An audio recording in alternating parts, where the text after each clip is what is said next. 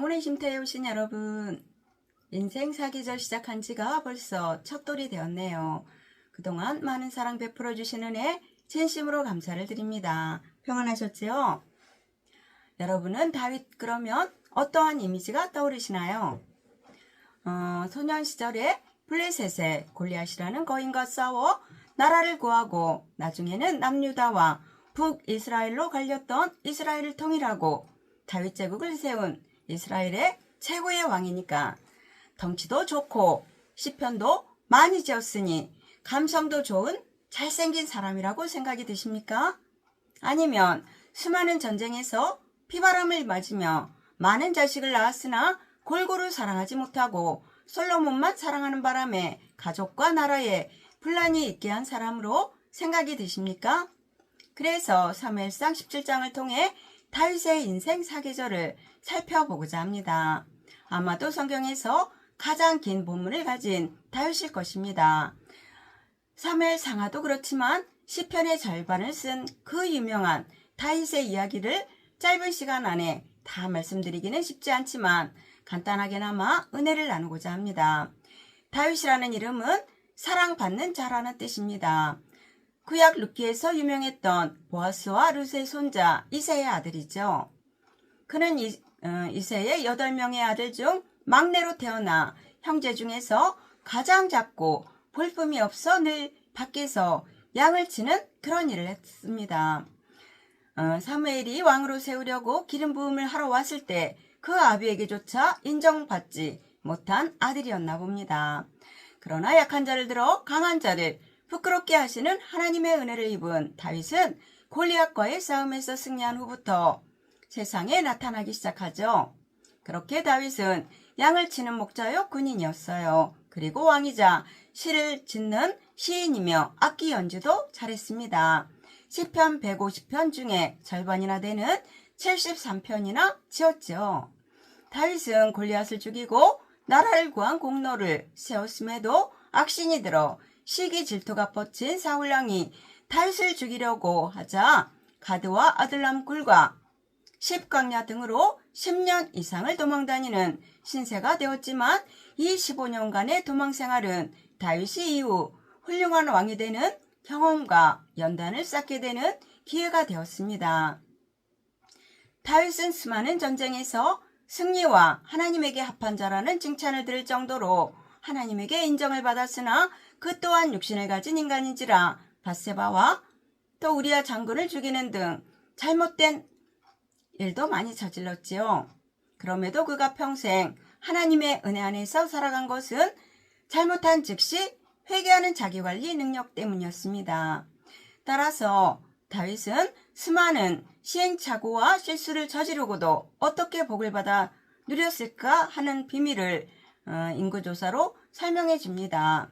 그 비밀은 그가 하나님과의 관계를 어떻게 유지하고 있었는가를 우리에게 교훈하고 있어요. 사무엘하 24장 마지막 사건을 보면 다윗이 인구조사를 합니다. 당시 사람은 하나님의 소유이므로 인구조사 그 자체가 잘못이라 하던 시대였어요. 그런데 다윗 왕이 축복을 많이 받아 나라가 부강해지니까 교만해졌는지 부하였던 군사령관 요압이 말려도 끝내 인구조사를 하고 말았어요. 그리고는 아차 잘못되었다는 것을 깨달을 때는 이미 늦었죠. 성경에는 다윗이 백성을 조사한 후에 그의 마음에 자책하고 다윗이 여호와께 아뢰되 내가 이 일을 행함으로 큰 죄를 범하였나이다. 여호와여 이제 간구하옵나니 종의 죄를 사하여 주십시오. 내가 심히 미련하게 행하였나이다 라고 고백합니다. 이미 회개의 영이 임한 것인지 잘못을 한 것을 깨닫고는 곧바로 엎드리지요. 우리가 보통 말할 때 회개하면 용서받지만 보응은 당해야 한다는 받아들이기 힘든 그런 말이 있어요. 다윗에게 늘 잘못을 책망하던 말을 전하던 선지자는 나단 선지자였는데 오늘은 하나님께서 다윗을 불쌍히 여기셔서 선견자 갓이라는 이름을 가진 선지자를 보내 말씀하십니다. 갓 선지자가 여호와께서 이와 같이 말씀하시기를 내가 내게 세 가지를 보이노니 너를 위하여 너는 그 중에서 하나를 택하라. 내가 그것을 내게 행하리라 라는 하나님의 말씀을 대언합니다. 세 가지 중에 하나를 택하라고 말씀하셔요. 죽이실 것이면 바로 죽이지 왜 세 가지 조건을 고르라 하셨을까요? 잘못을 한 다윗이 곧바로 회개하니까 기회를 주시는 것이지요.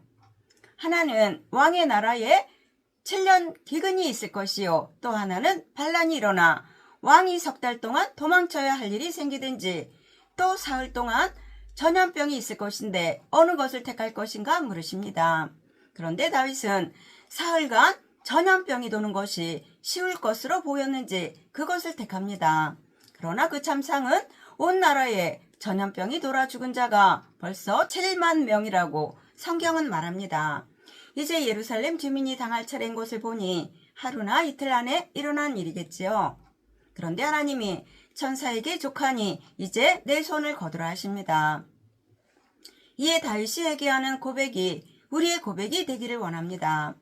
24장 17절에서 다윗이 나는 범죄하였고 악을 행하였거니와 이 약무리들은 무엇을 행하였나이까 청하건대 주의 손으로 나와 내 아버지의 집을 치소서라고 간구합니다. 차라리 저를 치시고 이 백성들을 살려주세요 라는 자기 목숨을 건 절박한 기도이지요. 그러니까 하나님이 선지자를 통해 화목제를 드리라 하십니다. 그런데 왕이었던 다윗이 나라의 돈으로 할 수 있었음에도 자기 돈으로 아라우나의 타작마당을 사고 잼을 준비하고 제단을 쌓고 제사를 드리니까 모든 재앙이 그쳤다 했어요. 정성을 들여 하나님과 화해를 하니까 하나님께서 용서해 주신 것이지요. 그래서인지 다윗이 나이가 많아 늙으니 이불을 덮어도 따뜻하지 아니하신지라 라고 할 때가 왕으로 40년을 다스린 후 약 70세였던 것을 볼 때 역시 회개한 사람은 인생 마지막까지 하나님이 인도하시고 지켜 보호하신다는 것을 우리는 깨달아야 합니다. 결국 힘든 일이 일어나는 이유는 인간의 잘못 때문이지요. 그렇게 다윗도 인간인지라 많은 죄를 지었지만 하나님께 인정받고 성공한 것은 다윗은 죄를 지을 때마다 납작 엎드려 회개했기 때문입니다. 그러므로 여러분도 일상이 꼬이고 힘든 일이 생길 때 혹시 회개하지 않는 것은 없는지 살펴보시기 바랍니다. 영혼의 쉼터를 사랑하시는 여러분, 그리하여 여러분도 잘못한 것이 생각나거든 즉시 회개함으로 하나님과의 막힌 관계를 푸시고 기도응답이라는 은혜를 입은 여러분 모두가 되시기를 예수님의 이름으로 축원합니다. 아멘. 감사합니다.